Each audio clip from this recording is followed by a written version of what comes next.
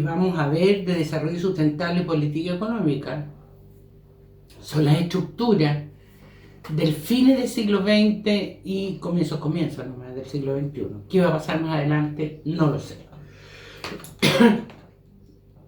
Por lo tanto, nos vamos a introducir en el tema macroeconómico. Pero macroeconómico desde el punto de vista de la política económica. Entonces nos vamos a plantear lo siguiente. Si las materias que vimos recién tenían que ver con los mercados, con la oferta, con la demanda, lo que tenemos que recordar es que esas condiciones, esas determinantes, esas formas de trabajo que vimos en la materia anterior, tienen que ver en cómo se comportan los seres humanos frente a un mercado cualquiera. Pero el mercado, para que cumpla las condiciones de buena distribución entre los seres humanos, tiene que ser competitivo. Si no cumple la condición de competitivo, no sirve. Por lo tanto, para que sea competitivo, tiene que tener las condiciones de muchos productos, muchos productores y muchos consumidores. Si hay un productor o un consumidor, se produce la condición de monopolio en el caso de los productores o monopsonio en el caso de los consumidores.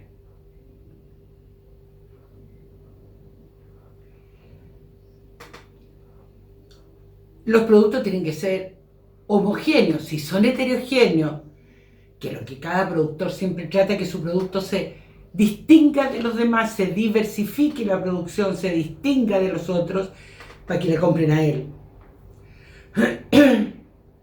Nos encontramos con que ya no cumplimos las condiciones porque tú como consumidor o cualquiera de nosotros como consumidor va a comprar peras con manzana.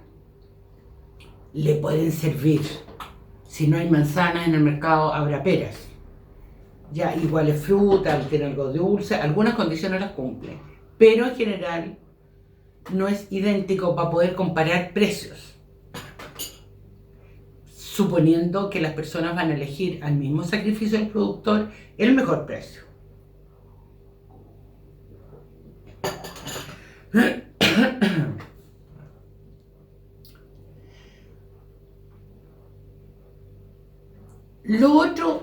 La otra condición, porque a lo menos vamos a ver, la otra condición para que el mercado sea competitivo es que haya información perfecta. Los productores tienen toda la información, saben cuáles son las últimas tecnologías, cuáles son todos los que venden en el mercado, sus factores productivos, a qué precio los están vendiendo, qué está pasando con sus competidores, qué tecnología están introduciendo, etc. ¿Ya? Que ese es una característica de los mercados a la cual tiene que contribuir el Estado. Si el Estado no contribuye o no obliga a que la información sea lo más transparente posible, porque nunca se va a tener todo a todo, eso no va a pasar. Y desde el punto de los consumidores igual. Yo no puedo decir que yo compré un par de zapatos, ¿a quién no le ha pasado que alguna vez se ha comprado algo y 2 cuadras más allá encuentra lo mismo más barato? No tenía información completa en el momento de tomar la decisión. Se supone que tenemos la información completa. ¿Ya? Estas son las características para que un mercado sea perfecto. Competencia perfecta. En general los mercados no son perfectos. ¿Ya? Y eso lo tenemos que tener en consideración. Entonces, este mercado que yo les pasé teóricamente y que de alguna manera funcionan los instintos de las personas frente a ese mercado, esas determinantes sí funcionan. ¿Estamos? Nos encontramos con que nos vamos a hacer una pregunta. Si el mercado es tan perfecto, ¿quién justifica entonces que se introduzca el Estado en estos mercados? Entonces tenemos Razones macroeconómicas. ¿Qué pasa en el territorio? Cada mercado, el mercado de las papas, el mercado de los pañales, el mercado del aceite, el mercado de los arriendos, etc. Todos son mercados.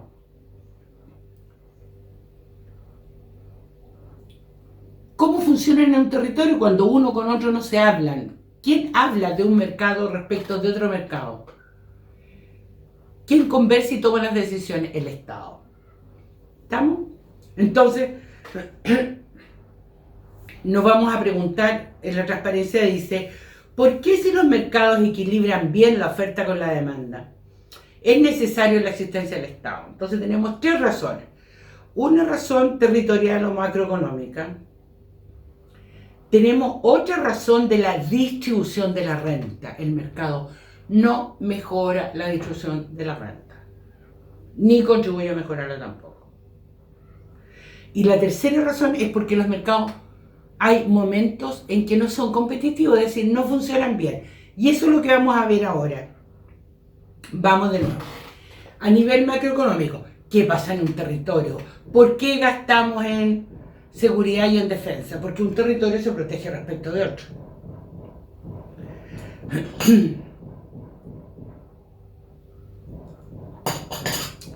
¿Quién funciona con las calles? ¿Quién funciona con las carreteras? ¿Quién controla que los bancos funcionen bien? Etcétera, el Estado. Las razones macroeconómicas o de territorio son una de las principales razones porque existe el Estado, o el Estado se justifica aunque haya mercado en un país. Vamos a la segunda razón. La segunda razón es la distribución de la renta.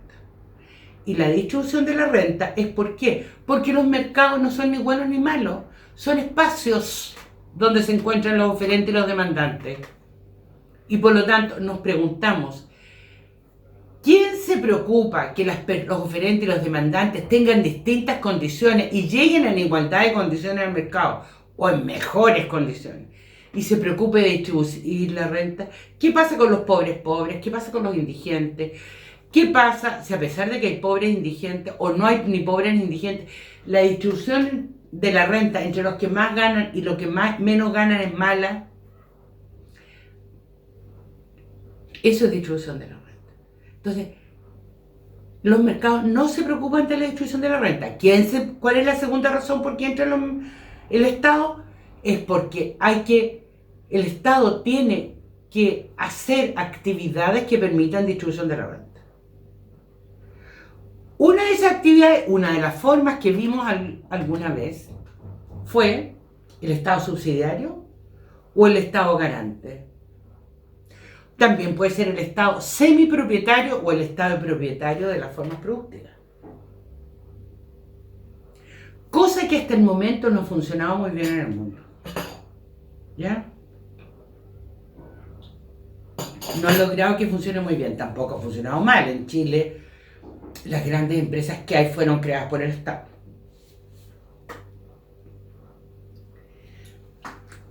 Entonces, la primera razón era las razones macroeconómicas. La segunda razón por qué conviene que se introduzca el mercado es porque hay que mejorar la distribución de la renta. Si no hay buena distribución de la renta, hay lo que se llama, entre comillas, ilegitimidad social. La sociedad no respeta el estatus, la forma de organizarse de la sociedad y por lo tanto quiebra. Protesta, elecciones, rebeliones, etcétera. Etcétera. Distintas formas donde la sociedad manifiesta la ilegitimidad social. Y la tercera razón es porque el mercado falla. Entonces vamos a ver ahora, en esta transparencia, las fallas de mercado, que es la tercera razón. Y en esa nos vamos a centrar para estudiar en esta clase. Vamos a aprender que hay 4 razones donde no funciona el mercado o funciona mal, como mercado. No funciona bien la oferta con sus determinantes, no funciona bien la demanda con sus determinantes, no funcionan bien, no se encuentra bien un punto de equilibrio. ¿Cuáles son esas razones? Uno, los bienes públicos. Dos, las externalidades. Tres, las fallas o fallos, como dicen los españoles, de la competencia, de la información o de la competencia. Y los mercados incompletos. ¿Vamos? Son cuatro. Bienes públicos, externalidades, fallas de la competencia no funciona bien. Cuando vimos recién cuáles eran las razones de la competencia, aquí vamos a ver por qué no funciona bien la competencia. Y mercados incompletos. ¿Qué significa cada uno? Existen bienes que no son privados, que son públicos. Calles, plazas, orillas de mar, orillas de río.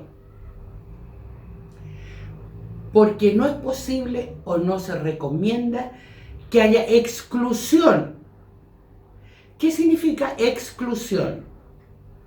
Que haya gente que no pueda usarlas. ¿Estamos? No hay exclusión, todos la pueden usar. Eso significa que no es excluyente. Esa es una de las características de los bienes públicos. Y la otra característica de los bienes públicos es que no existe rivalidad.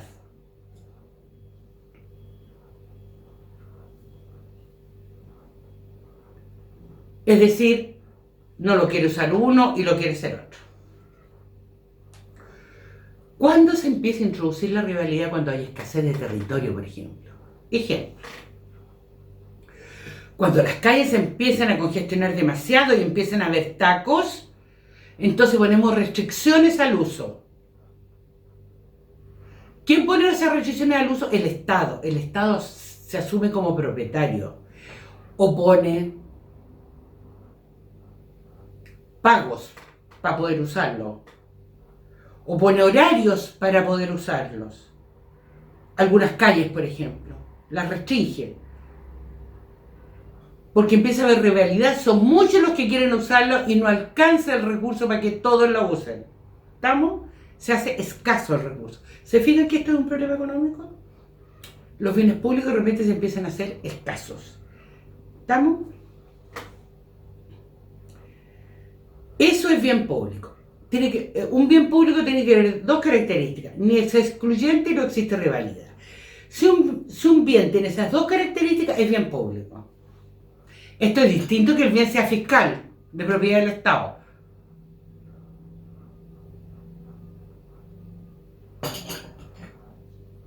Por ejemplo, las minas de Chuquicamata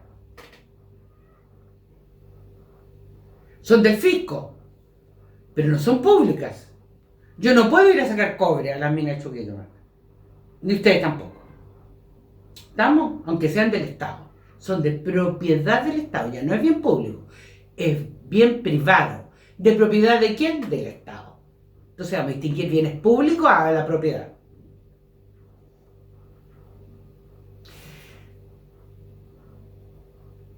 Vamos viendo ahora. El segundo punto donde no funciona el mercado, es decir, falla el mercado, son las externalidades. ¿Qué son las externalidades? Las externalidades son impactos, positivos o negativos, sobre terceros. Si ustedes recuerdan, cuando vimos mercado recién, vimos primeros y segundos, consumidores y productores o productores y consumidores, primeros y segundos. Pero resulta que hay otros terceros, los vecinos, la comunidad del frente, los que viven al lado de las calles por donde va a pasar el transporte del producto, etc. Externalidades. El aire que compartimos entre muchos, la tierra y el agua subterránea que compartimos entre muchos, que no son necesariamente de ese mercado. Voy a detenerme un segundo. Vimos bienes públicos y externalidades. Y ahora vamos a ver fallas de la competencia. Recién vimos cuál es la característica de un mercado para que tenga competencia perfecta. Si no tiene competencia perfecta, el punto de equilibrio queda distorsionado, científicamente y en la realidad, digamos. Luego nos vamos a preguntar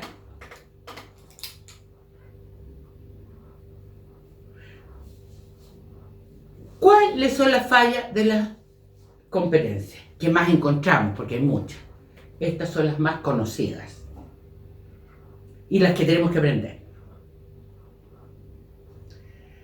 Primero, la diferenciación del producto. Dijimos que por lo menos los productores tratan de que su producto se diferencie de otros. ¿Ya? Todos lo hacemos copias de Picasso. Si todos pintáramos copias de Picasso, tengan la seguridad de que nadie nos compraría las copias de Picasso. ¿Ya? Luego, nos tratamos de diferenciar. Incluso los colegios y las escuelas, las propias municipalidades que hoy día compiten con los colegios subvencionados,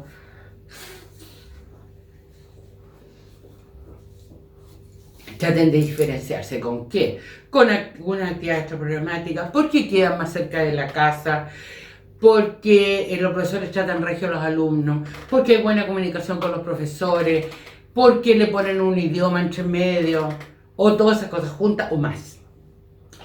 Se tratan de diferenciar para agregarle valor al producto y resulta que los consumidores se alleguen a ese.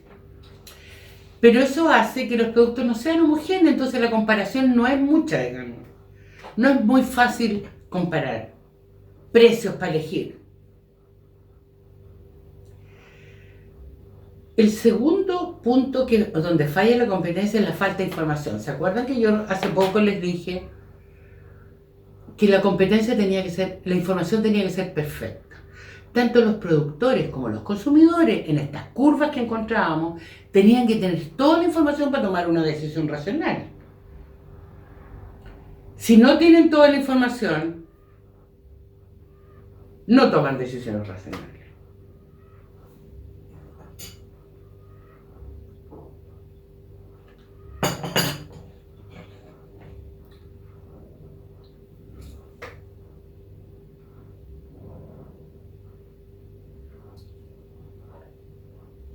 La tercera, productores de un tamaño influyente. Una cosa que habíamos dicho era que los tamaños o la fuerza de compra de los productores, de los consumidores y el tamaño de producción de los productores debía ser similar. Porque si no es similar y estamos trabajando con tecnologías muy distintas, y tamaños, por lo tanto, muy distintos,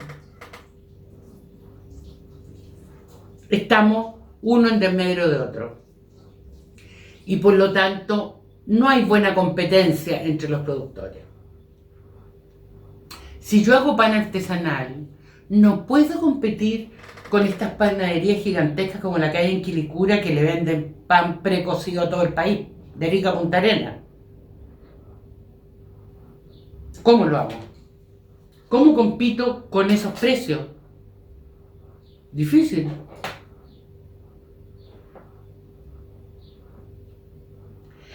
Y el último punto, el cuarto, que no lo habíamos conversado, es que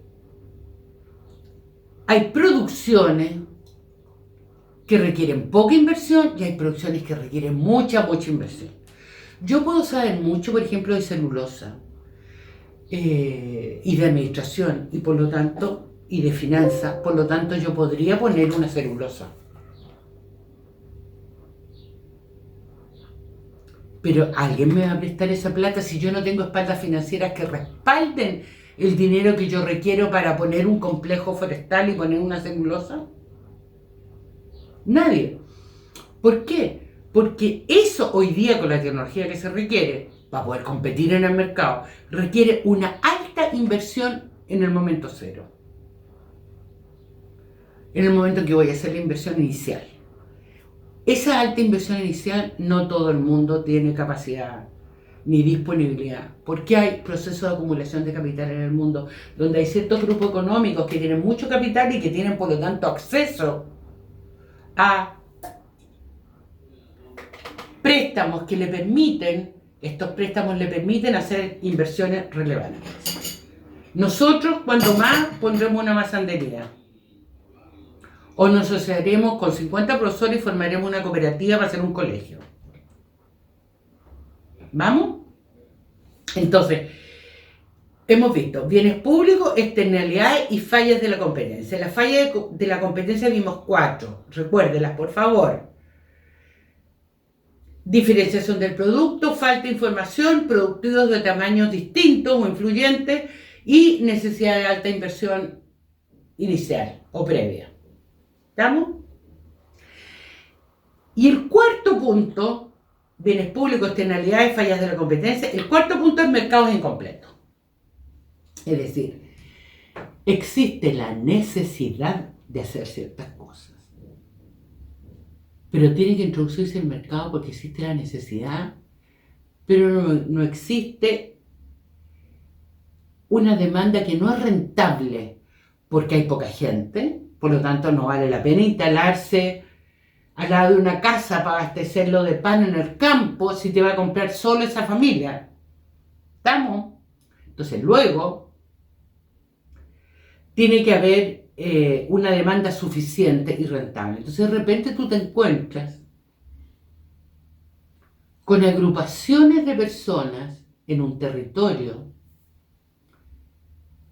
que no es una familia, pero son 10, 20, 30 familias, como por ejemplo las comunidades étnicas en Chile, desde Arica a Punta Arenas, donde se agrupan cercanamente, relativamente cercanamente, como por ejemplo, voy a poner un ejemplo de una comuna en el Alto Biobío, donde ninguna empresa privada se va a ir a instalar para ponerle comercio, por ejemplo, para venderle hierba, azúcar, harina. Y si vienen a comprar al pueblo más cercano, gastan el doble o el triple. Y si alguien se quisiera instalar allá, en el Alto Biobío, tendría que cobrar mucho más. Entonces el Estado interviene en esos lugares y pone almacenes. Y en Chile existe una empresa que se llama EMASA, Empresa de Abastecimiento de Zonas Apartadas. Y en la región tenemos en el Alto Biobío, tenemos en, no recuerdo si en este momento si es la isla Santa María o por ahí. Ya donde tenemos empresas de masa que pueden abastecer a la gente de cosas básicas. Azúcar, hierba, té, café, aceite, harina. Entonces el Estado les mantiene un abastecimiento, les vende a costo de compra y no a costo de distribución, y el Estado financia el mantenimiento del negocio y de las personas. Y eso se llama EMASA, que es una empresa que pertenece al complejo de empresas del Estado y que contribuye al abastecimiento de la ciudad. Entonces, los mercados incompletos existen. No siempre los estados responden. En Chile tenemos el único ejemplo, antes tuvimos muchos. Vamos. Lo que vamos a ver ahora es cómo se corrigen las fallas de mercado.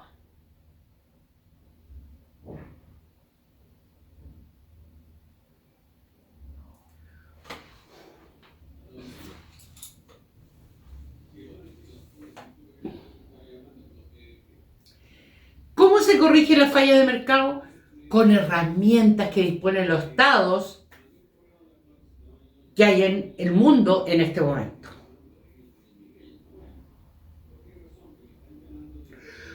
Una que es la más conocida y que sobresalió con la Unión Soviética y con otros países que después se le llamaron socialistas y significó una introducción de nuevas ideologías en el mundo, es que el Estado produce, el Estado productor de bienes y servicios. El Estado es traficante y ofrece desde sus empresas bienes y servicios. Esa es una forma de corregir fallas de mercado. El segundo punto, que es el más usado hoy, en el siglo XXI, es desde el fisco incentivar los mercados o desincentivar su producción o su consumo. ¿Y cómo se hace eso? Con impuesto o con subsidio. Si ustedes recuerdan, al final de las clases del punto anterior, vimos que si nosotros poníamos un impuesto, disminuimos la producción. Y si ponemos un subsidio, aumentamos la producción y el consumo. Y si ponemos un impuesto, disminuimos la producción y el consumo. ¿Estamos? Entonces, son formas de incentivar o desincentivar mercados.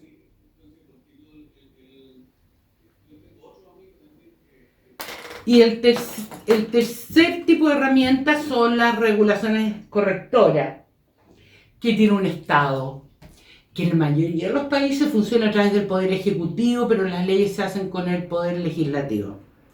Y se controlan o con las propias herramientas del Poder Ejecutivo como la Superintendencia o con la Justicia.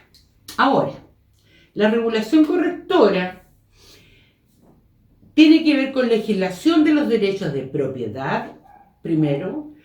Segundo, determinación de controles y prohibiciones respecto de qué hacer y qué no hacer. Regulación contra el poder del mercado, es decir, cuando un mercado, se acumula el capital en un mercado, se acumulan los propietarios y no hay esto que sean muchos de tamaño medianos y pequeños, sino que hay muchos grandes. Eso es el poder del mercado. Monopolios, oligopolios, monopsonios, oligopsonios. Entonces, tenemos también las obligaciones del sector público que habitualmente se traducen en fiscalizar y controlar las acciones. ¿Contra qué controlan las acciones? Contra lo que tenemos poquito punto en este mismo punto. Contra los derechos de propiedad, controles y prohibiciones y regulaciones contra el poder del mercado. Eso es lo que fiscaliza y controla el Estado. Y lo otro que ha ido apareciendo en este último momento es qué pasa con el uso de los bienes públicos, como por ejemplo los pescados que hay en el mar.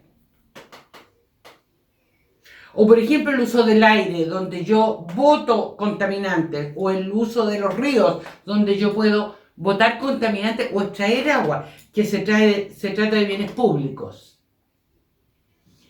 Entonces ha aparecido alguna herramienta que se llaman las cuotas transferibles o cuotas no transferibles, donde el Estado reparte entre productores o entre consumidores de estos factores productivos el uso de estos medios. Por ejemplo, el Jurel tiene cuotas. Entonces, cada productor puede extraer una determinada cantidad en un determinado tiempo. Esas son cuotas.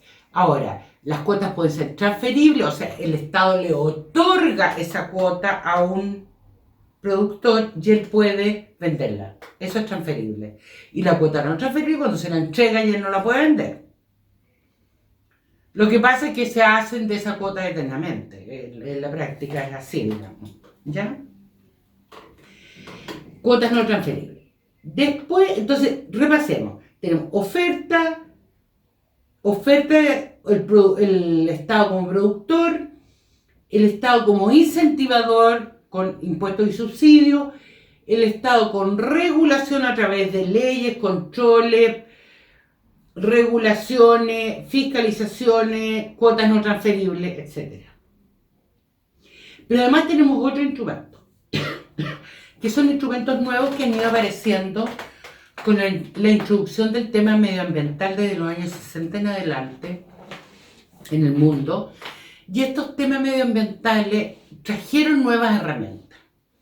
Porque se ha demostrado que si tú solo controlas y no pones incentivos o desincentivos, como impuestos, subsidios o cuotas, si no introduces el mercado en el funcionamiento de alguna cosa, termina transformando los estados en estados policiales. O sea, uno cuida al otro y el otro cuida al otro. Y eso es un desastre. No ha funcionado en el mundo cuando hemos tratado de que así pase. Entonces, ¿qué es lo que hay?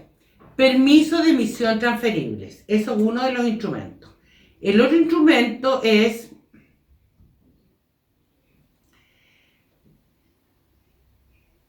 mercado de unidades contaminantes. Normas de calidad. Partamos de atrás para adelante. Normas de calidad, ¿qué son? El Estado dice qué es lo que se puede hacer o qué no puedes hacer.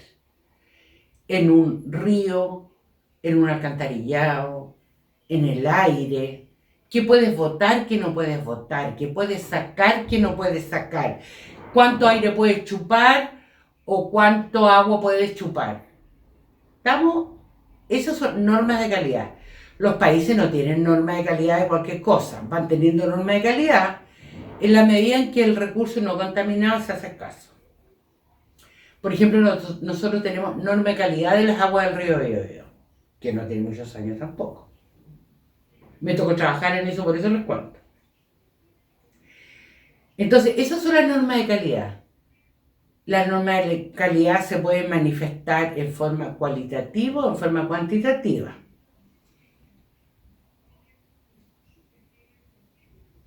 Ahora, las normas de calidad, es bueno saber, existen normas de calidad primarias y secundarias. Las primarias son las que tienen que ver con la salud de las personas. Las secundarias son las que tienen que ver con la salud y la calidad medioambiental del recurso, de los medios físicos, tierra, agua, aire, y los medios bióticos, flora y fauna. Y las primarias son las que tienen que ver con la salud humana. Estamos entonces en normas primarias y en normas secundarias. Ahora, en este mismo otro instrumento, hemos visto ligeramente lo que son normas de calidad, vamos a ver qué son los mercados de unidades contaminantes. Los mercados de unidades contaminantes son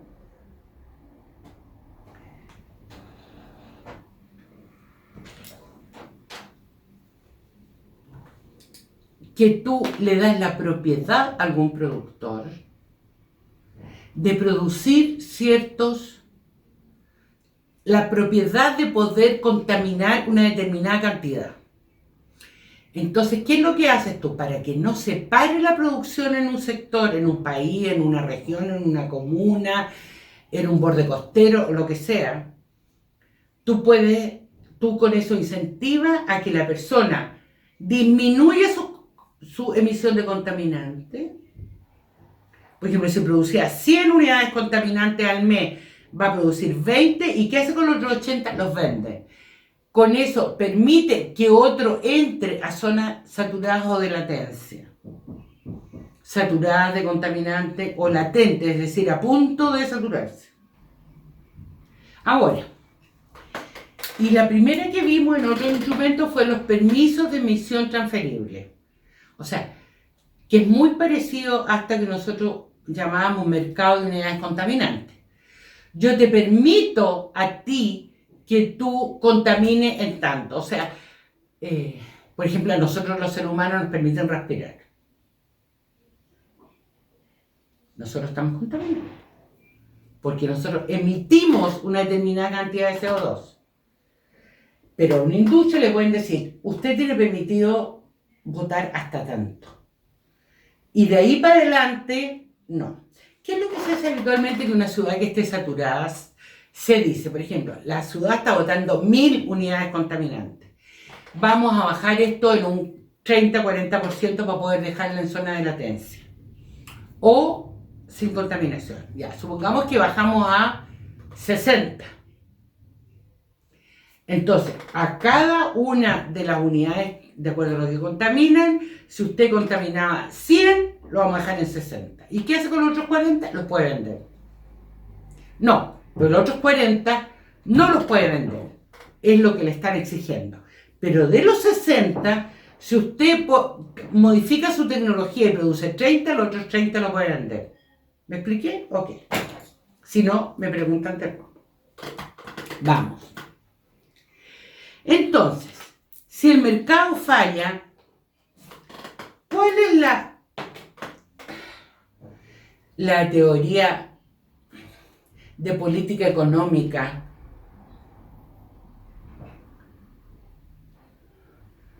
más aceptada en el mundo hoy día? Es la teoría del desarrollo sustentable.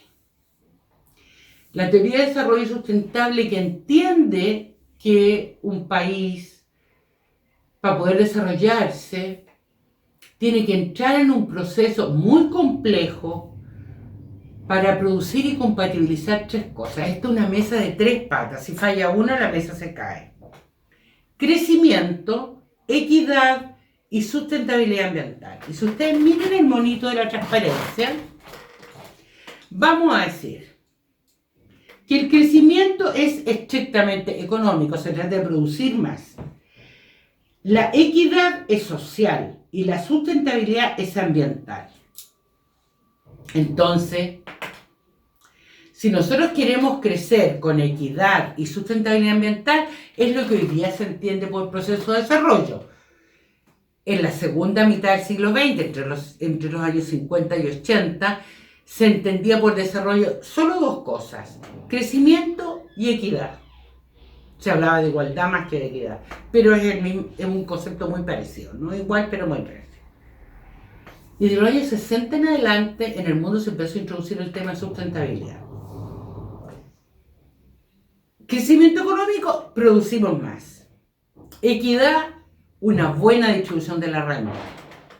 Lo que producimos lo distribuimos bien entre los seres humanos que estamos en este territorio. Y también la equidad entre territorios. Si no pasa lo que pasa en África, de que la gente migra, ¿a dónde? Al hemisferio norte. ¿Qué es lo que pasa en América Latina? La gente migra al hemisferio norte. Y están los grandes procesos de migración, que son muy complejos. La gente no migra porque quiera, migra porque no le queda otra. Entonces, en Chile, desde los años 90 en adelante, se llegó a un acuerdo, más bien un consenso, entre derechas e izquierdas para producir este proceso complejo. Y en la parte económica se tomaron los siguientes acuerdos. Más que acuerdos, son acuerdos tácitos.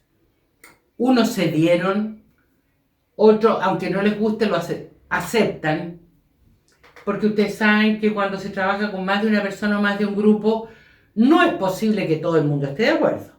Por lo tanto, la solución es entre ceder y exigir. Ceder y exigir se negocia. Eso es negociar.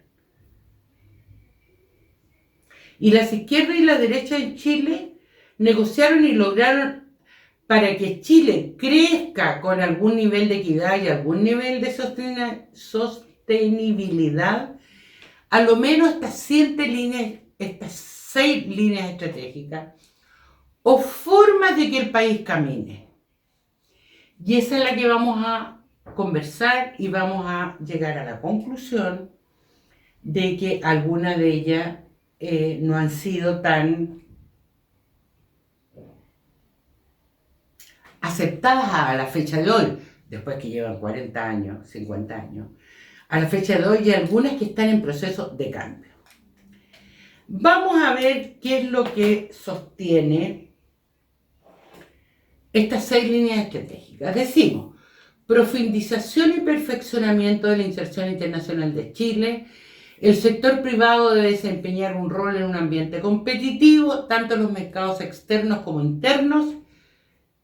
El sector privado es el motor del crecimiento productivo, o sea, aquí el Estado salió de la producción de bienes y servicios, salvo excepciones. Y el Estado asume un rol subsidiario y mantiene solo por excepción áreas de producción. ¿Qué significa que el Estado tenga un rol subsidiario? Significa que el Estado, en este rol subsidiario, lo que hace es hacer lo que el sector privado no puede. Pero si el sector privado puede o quiere, porque lo es rentable, el sector privado tiene preferencia y el Estado tiene que salir de él. Eso es subsidiario. Ahora, desde la Revolución de los Pingüinos en adelante, en forma pública, porque antes sí, en forma de discusión política sí que había, pero en forma pública aparece la debilidad del Estado subsidiario y se deja manifiesto que hay buena parte de la sociedad, por no decir toda, que requiere de que el Estado garantice ciertas cosas. Y ahí hablamos del Estado garante. Y dentro de las cosas que se han discutido en la nueva Constitución, de lo que ya se ha discutido y lo que se va a discutir seguramente, va a ser si el Estado chileno sigue siendo subsidiario o va a ser garante. Es bueno que ustedes sepan que en ninguna parte de la Constitución aparece el nombre subsidiario en el nombre garante. Pero lo que hay detrás de la Constitución sí lo hace subsidiario y garante. Todas las leyes complementarias de la Constitución y para dónde va y lo que está redactado y lo que se ha hecho de la Constitución. Cuando se dice que una cosa es garantía y no es subsidiario, es anticonstitucional, no lo dice la palabra subsidiario no lo emplea la Constitución, pero sí lo tiene, en forma indirecta.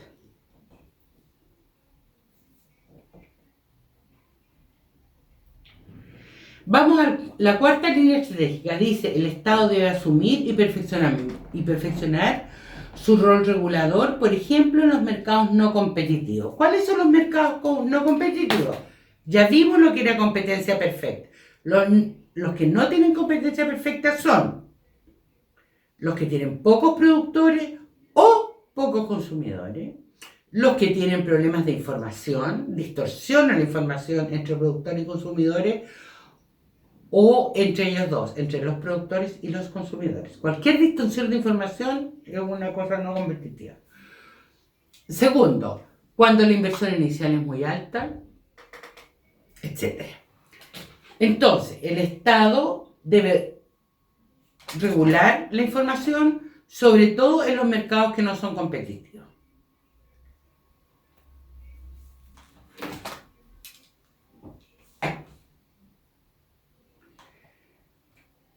Me apareció una transparencia que no estoy pidiendo. Vamos. Entonces, los mercados que no son competitivos, ¿cuáles son? El mercado de los recursos medioambientales.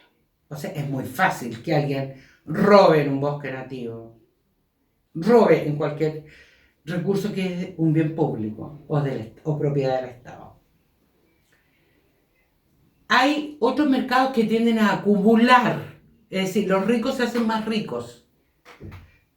Mercado financiero, etc. Los otros mercados que no son competitivos son los mercados laborales, porque el peso del poder de los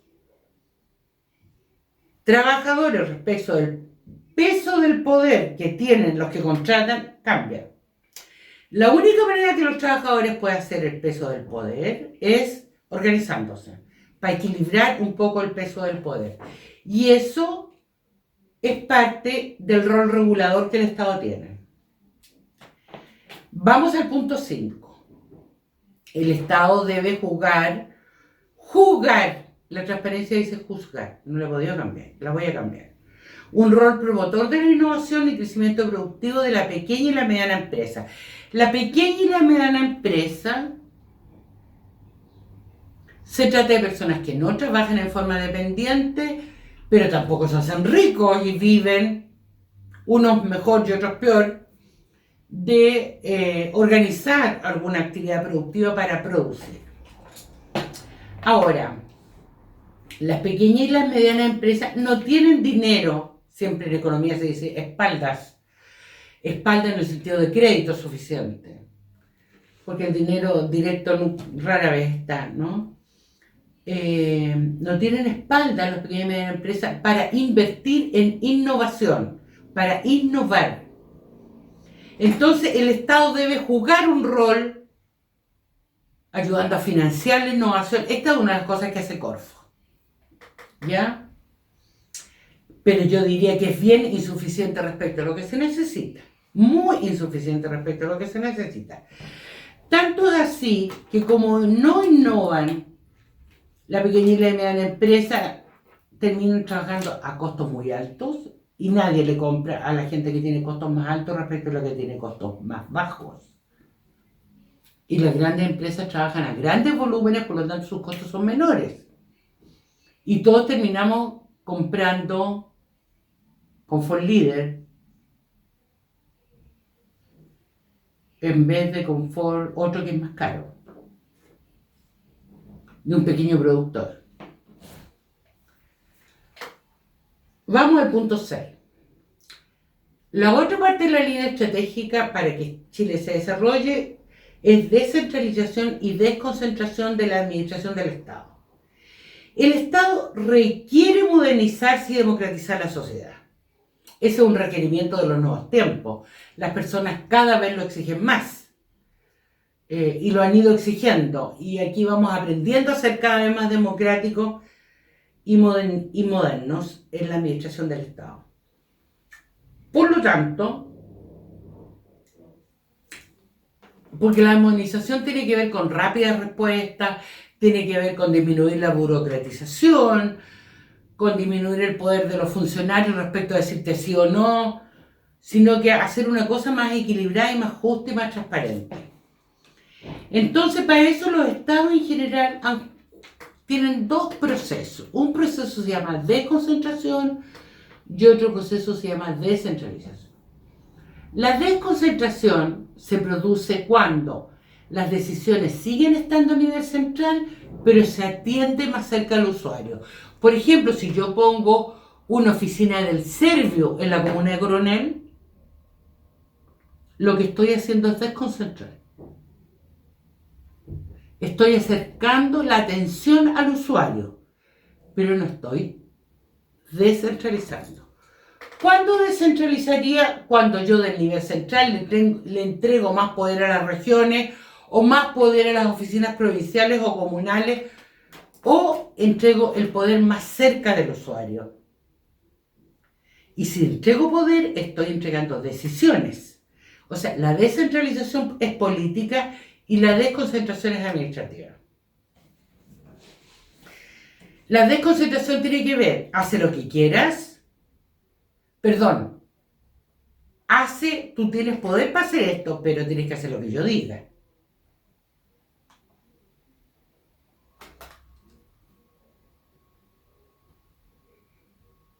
Ahora, ¿qué ha significado esta estrategia de desarrollo para Chile?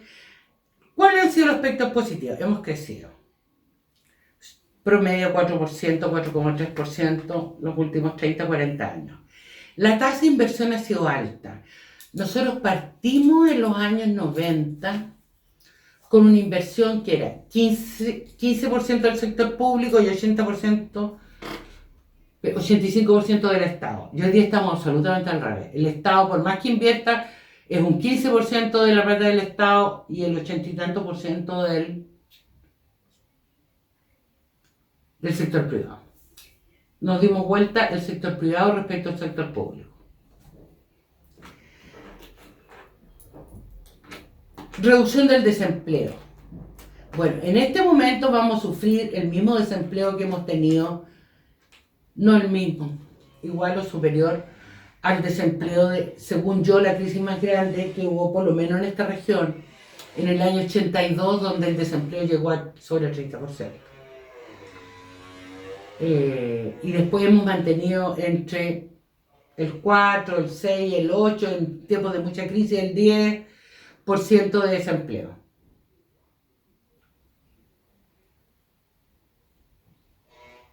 Reducción de la inflación. Partimos en los años 70-80, entre 70 y el 80, con inflaciones que fueron superiores al 1000%. Después fuimos bajando 50, 30 y hemos llegado hace ya muchos años entre el 2 y el 4%, alrededor del 3%. Esa ha sido la banda entre el 3 y el 4% donde se ha ido moviendo la inflación en Chile. La inflación es súper importante, chiquillos, porque tiene que ver cómo se empobrecen los que ganan un sueldo fijo. Si hay una inflación alta, la plata de hoy día no te sirve para mañana. Las canastas cambian, lo que puedes comprar es distinto. Entonces, son procesos muy negativos, pero en general el mundo fue aprendiendo de cómo controlar los procesos inflacionarios. Una de las maneras de hacer fue que los bancos fueran autónomos de los gobiernos, los bancos centrales. Los bancos centrales son los responsables de la política monetaria y ellos han sido, incentivan o desincentivan, suben o bajan el dinero, obligando con lo que se llama la tasa interbancaria, con Fijan un precio, que es el precio con que los bancos pueden prestarse plata. Y es decir, fijan el precio del factor productivo principal de los bancos, que es el dinero de los ahorrantes. Y por lo tanto, al fijar ese precio, tienden unos meses más, 2, 3, 4, 5, 6 meses a subir o a bajar los precios de los créditos, y con eso incentivan o desincentivan la inversión.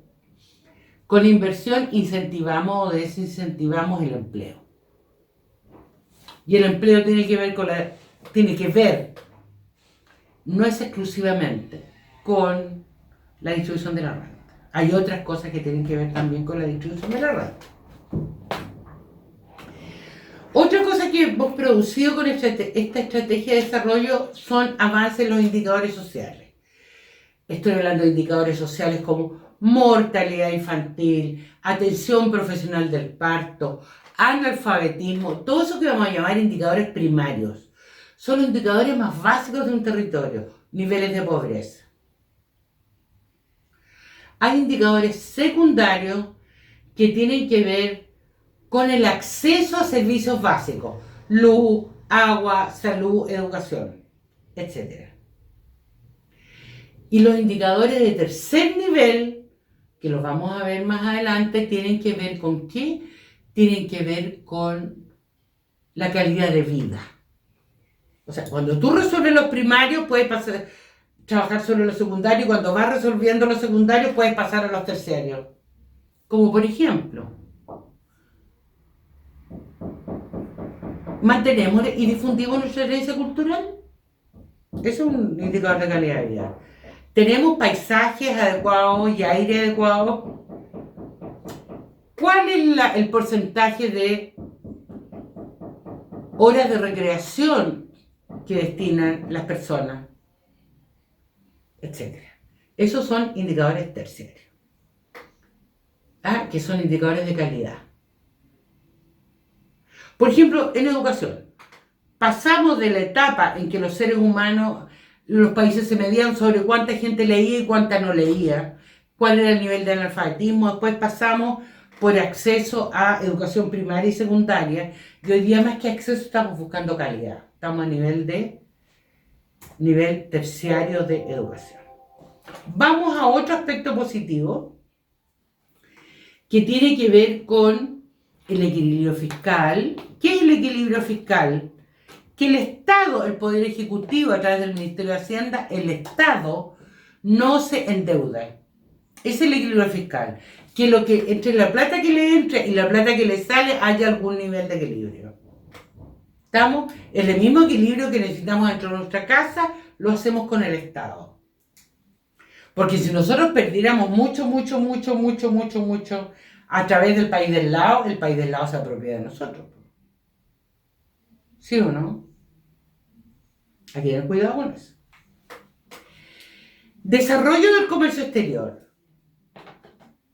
Chile, con la primera línea estratégica que vimos recién, que decía profundización y perfeccionamiento de la inserción internacional de Chile, hemos logrado el desarrollo del comercio exterior. Nosotros dependíamos solo del cobre. Después del cobre hemos dependido de otras extracciones de recursos naturales, como los celulosa y la industria del acerrío, troncos y chips y harina de pescado. Pero ahora hemos ido creciendo en otros, y también en la exportación de servicios, que es súper importante. Nos queda mucho, pero ahí vamos. Como desarrollamos el comercio exterior, también significó que viniera un flujo de capital externo del resto del mundo a Chile. Cuando vienen a Chile, el flujo de capital externo permiten que los empresarios nacionales o la burguesía nacional les vendan sus partes de las industrias nacionales, y después los empresarios nacionales, que son empresarios y que no son especuladores, los empresarios, toman este dinero y hacen otras industrias. Y fuimos creciendo. Esto contribuyó a crecer. ¿En qué tenemos deuda? O cosas que tenemos pendiente o desafío en cómo diablos mantenemos este crecimiento en el mediano plazo. Una respuesta es que cada país tiene que tener más y mejor inversión. ¿Estamos? Más y mejor inversión, entre otras cosas. Después tenemos igualdad de oportunidad y superación de la pobreza. Nosotros hemos ido superando la pobreza. Tenemos mucha gente que está ahí en el límite, que sube, que baja, que sube, que baja. Ante situaciones de desempleo como las que tenemos ahora con el coronavirus, baja rápidamente.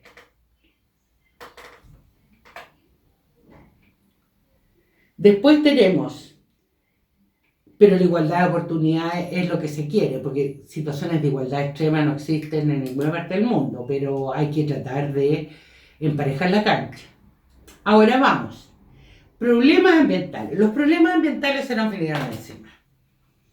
Porque al aumentar nosotros nuestras exportaciones, lo que nos compran del resto del mundo, los que nos piden, es principalmente uso de recursos naturales.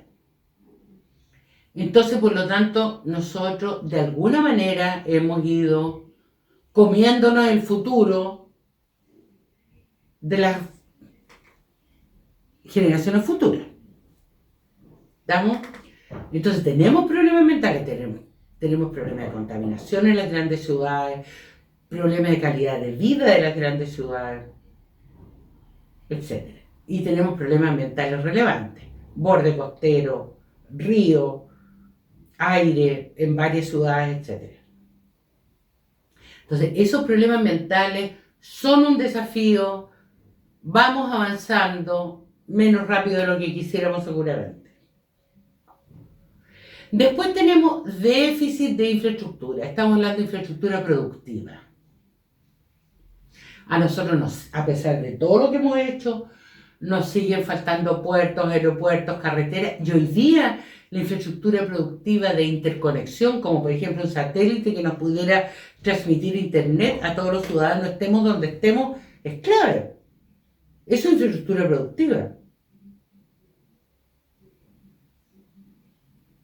El internet satelital que nos ofrecen aquí, el Usenet.